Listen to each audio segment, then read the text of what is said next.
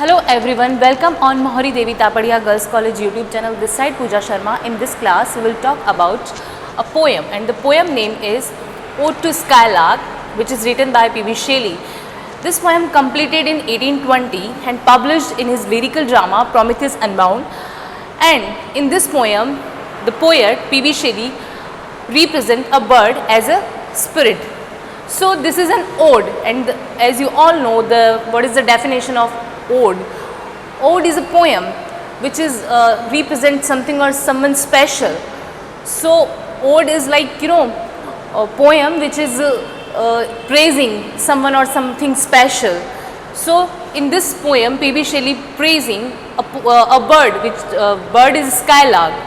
So let's start with the poem's text, but before we progress our text, we will discuss something about the poem.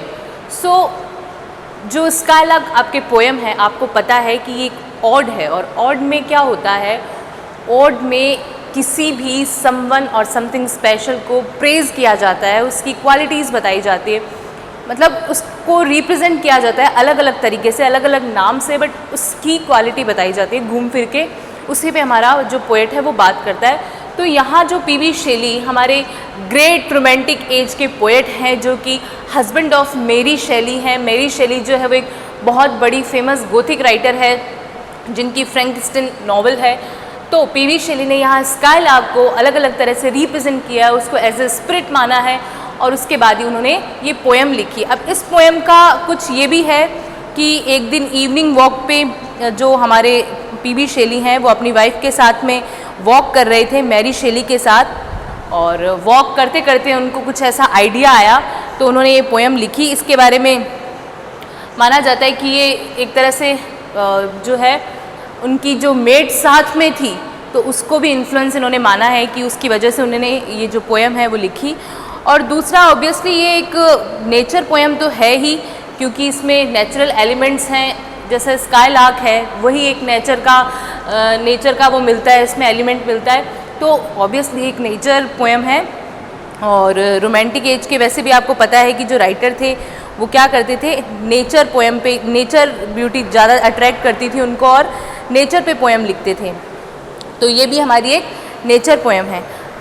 थोड़ा सा इसके बारे में पढ़ते हैं। Ode to skylark is a poem completed by P.B. Shelley in late June 1820, published accompany his lyrical drama Prometheus Unbound by Charles and James Collier in London.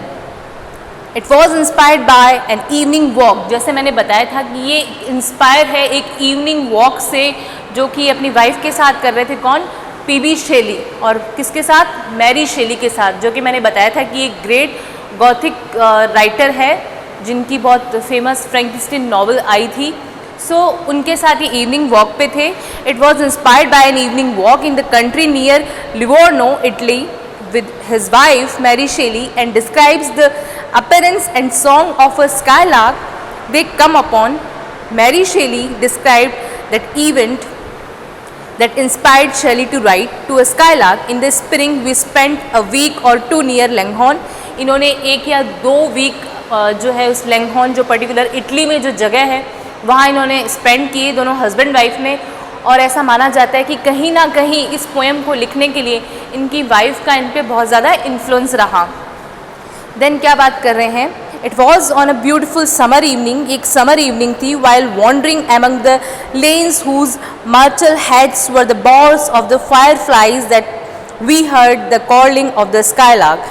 तो ये एक जो पोएम है वो आप बोल सकते हैं कि मेरी शेली की इन्फ्लुएंस से लिखी गई है, जो पी.बी. शेली ने लिखी है। ये एक ब्यूटीफुल इवनिंग वॉक पे थे, और कुछ इटली के पास जो जगह है लैंगहॉर्न, वहाँ ये थे। 1 या 2 वीक इन्होंने वहाँ स्पेंड किए, और जो भी उन्होंने ऑब्ज़र्व किया वो इन्होंने लिखा। इस पोएम में 21 स्टेंजाज हैं, और हर स्टेंजा में 5 लाइन्स हैं। और ये जो पोएम है इसका, the poem begins with the description of the skylark high above the in the sky. इस पोएम का जो डिस्क्रिप्शन है वो स्टार्ट होता है स्काईलार्क से, जो कि बहुत ऊपर आसमान में उड़ रही है। उसको जो पोएट है वो ऑब्ज़र्व कर रहा है, और उसको ऑब्ज़र्व करके उसने स्काईलार्क की जो भी क्वालिटीज़ हैं उनको बताया है। उन्होंने हमको भी इसके थ्रू बताया है कि एक स्काईलार्क का कंपैरिजन किया है ह्यूमन बीइंग से।